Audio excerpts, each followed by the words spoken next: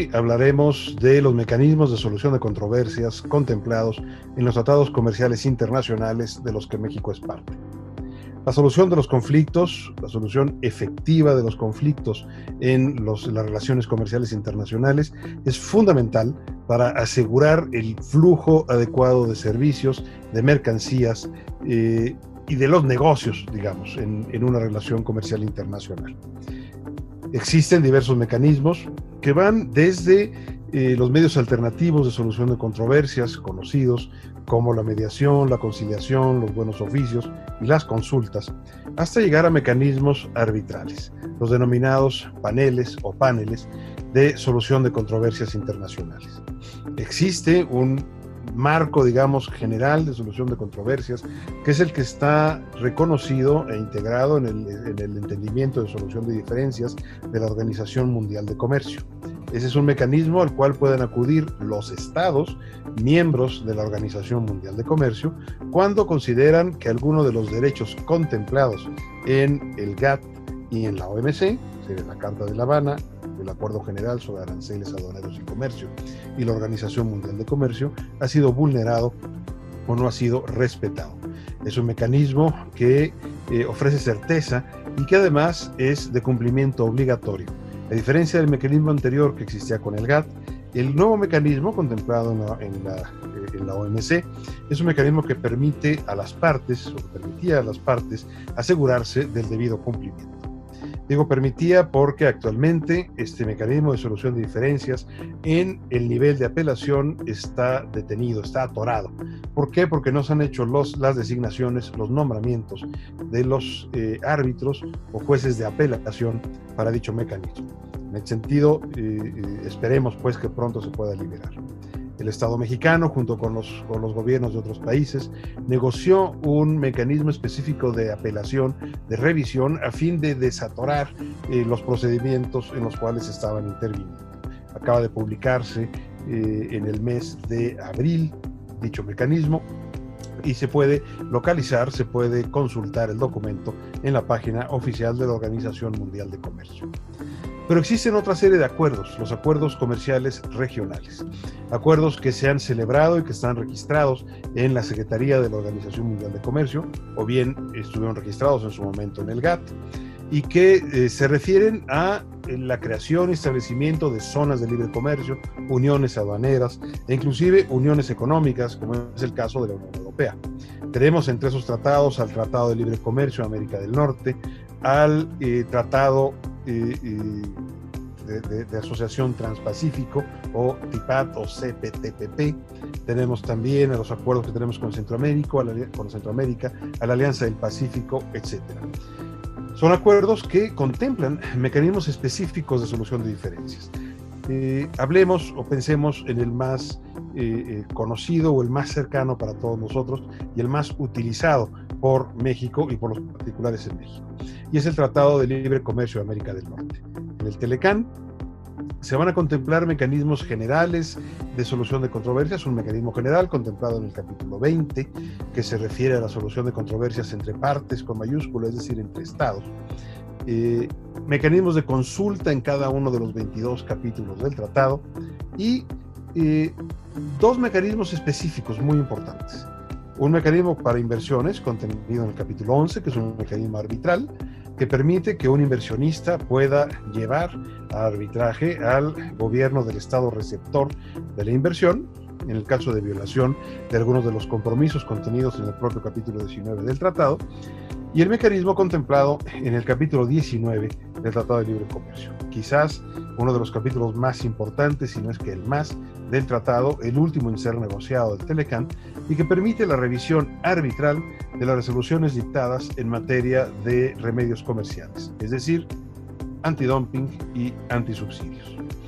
Esos mecanismos, cuando se produjo la modernización del Telecán durante los años 2017-2018, sufrieron algunos cambios. Afortunadamente sobrevivieron en su mayoría. ¿Qué es lo que va a suceder? El TEMEC, o Tratado México-Estados Unidos-Canadá, es el resultado de un proceso de modernización y de renegociación en alguna medida de los acuerdos alcanzados con el Tratado de Libre Comercio de América del Norte. Un tratado que requería ciertamente de ser modernizado y de ser actualizado. Pensemos que cuando se negoció el Tratado de Libre Comercio de América del Norte, en los años 90, a inicios de los años 90, no existía el Internet, no existía el correo electrónico. Las comunicaciones electrónicas se hacían a través de una máquina que seguramente algunos de ustedes habrán visto, que eran las máquinas de Telex, que era una pantalla verde en donde se comunicaban vía telefónica y uno podía chatear en tiempo real, diríamos el día de hoy, con una persona que estuviese del otro lado de la línea telefónica. No permitía la carga de archivos, había que transcribir los documentos, se perdía la información, sino al momento de apagar pues, el aparato de Telex. Entonces imaginemos hoy día que se requiere pues, de una regulación adecuada en materia de comercio electrónico, en materia de pequeñas y medianas empresas, en materia de competencia económica, en materia de combate a la corrupción, etcétera. ¿Qué sucede con el TEMEC y los mecanismos de solución de controversias contemplados en el TELECAN? De entrada hay que tener presente que el TEMEC sustituirá al TELECAN. El 1 de julio del año 2020, el TEMEC deberá de entrar en vigor y sustituir al Tratado de Libre Comercio de América del Norte. Por lo tanto, mandaremos a descansar al TELECAN y entraremos de lleno al TEMEC. El TEMEC es un tratado que tiene 31 capítulos, en donde el capítulo 10 del TEMEC sustituye el antiguo capítulo 19 del TELECAN, remedios comerciales. El capítulo 14 del TEMEC sustituye el antiguo capítulo 11 del TELECAN, inversiones.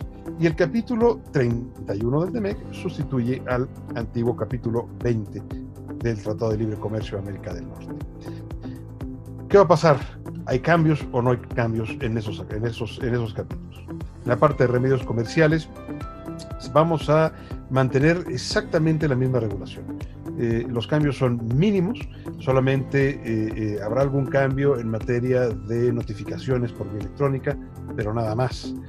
Se mantiene el procedimiento tal cual del capítulo 19, el contenido en el 1904 y en los otros artículos.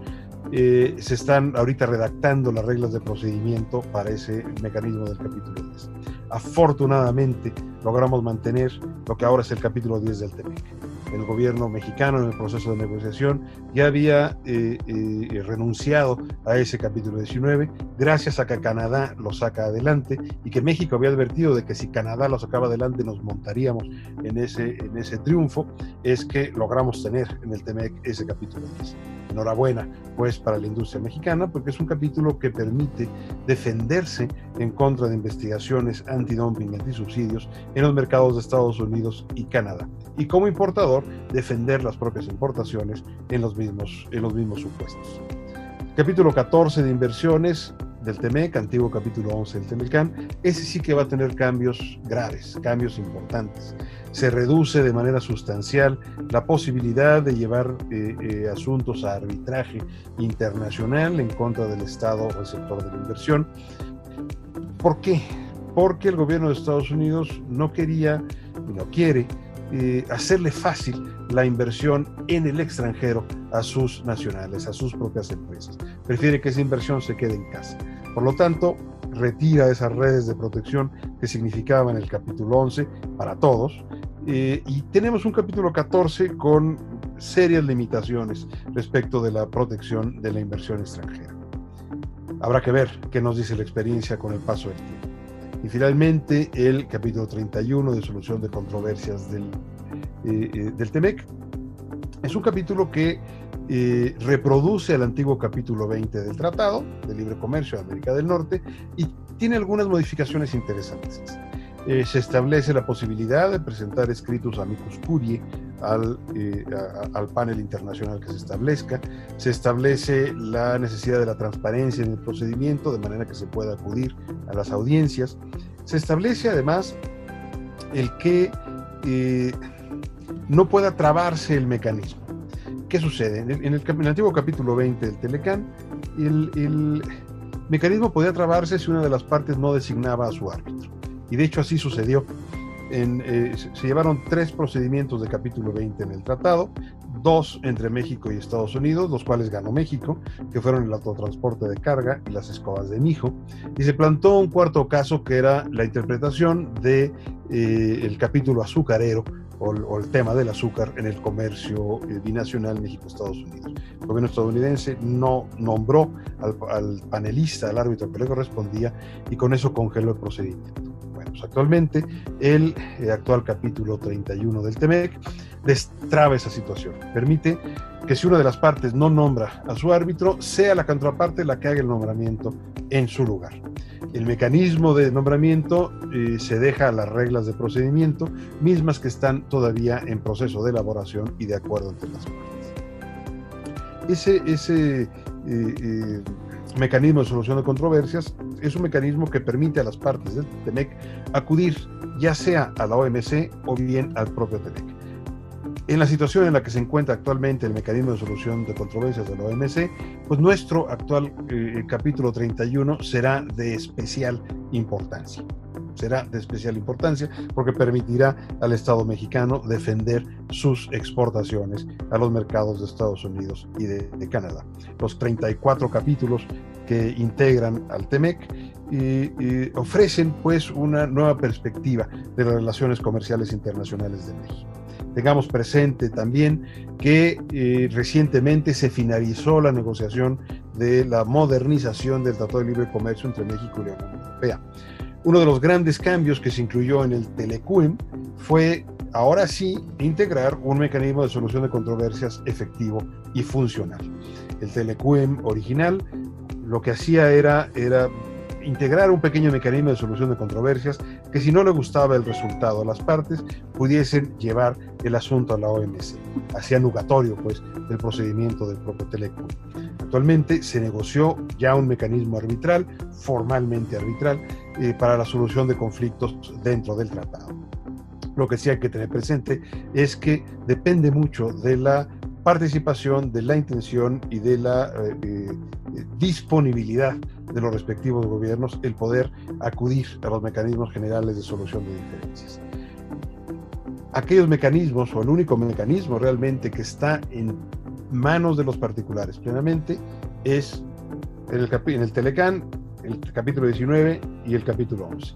Y en el TEMEC, el capítulo 10, remedios comerciales, y el capítulo 14, pero ya de una manera sumamente limitada. Es muy importante, y desde la perspectiva del Poder Judicial Federal, tener presente que estos mecanismos excluyen normalmente la revisión judicial interna. Se puede optar por el mecanismo o bien se puede optar por la revisión judicial interna. Llegaron a presentarse muchas veces casos en donde un participante en un mecanismo solicitaba amparo sin informar que estaba ya participando en uno de estos mecanismos de solución de controversias, con lo cual complicaba, digamos, la administración de justicia. Hay que conocer los mecanismos, hay que tener muy claro por parte del Poder Judicial Federal cuáles son los alcances de estos mecanismos y en qué momento puede intervenir el Poder Judicial Federal, en qué momento es una actividad exclusiva o es un área pues, de solución de conflictos exclusiva de los tratados comerciales internacionales. Muchas gracias.